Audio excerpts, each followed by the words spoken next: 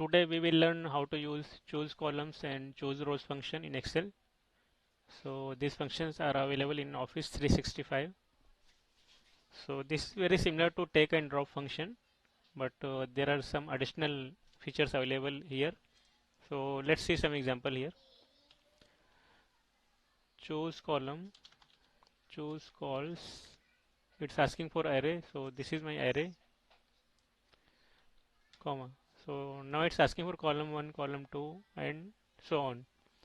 So suppose if I want salesperson and their sales amount, only 2 columns, then let's give me first column and third. So here you can see it's giving me first column and last column. We can also use negative symbol for last column. Like if I want the sales amount and then salesperson, so I can give -1 instead of 3, comma, and again 1 for this column. So this will give me sales amount and salesperson.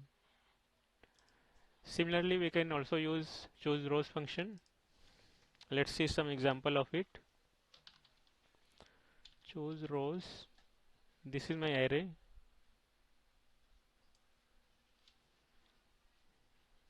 So let's take a whole array, including the header. Suppose I want header of some data. So you can give first row only and enter. So this gives me the header.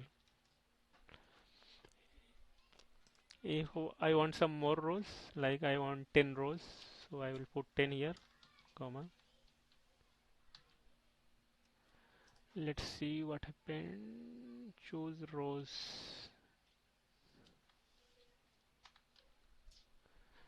So we cannot give it together. We have to separate with comma, like first row. Then if I want the last row, then we can use -1, comma. If I want like this third last, then I can use -3. Now let's see. So this should give me first row. This is header, and then -1. This is the last one, and then third last. So Rachel and Olivia. So my header, then Rachel and Olivia. So guys, this is all about choose rows and choose columns function. Here we have option to select the columns, which is not available in take and drop function. So I hope this will help you in your work. If you like the video, please subscribe the channel. Thank you.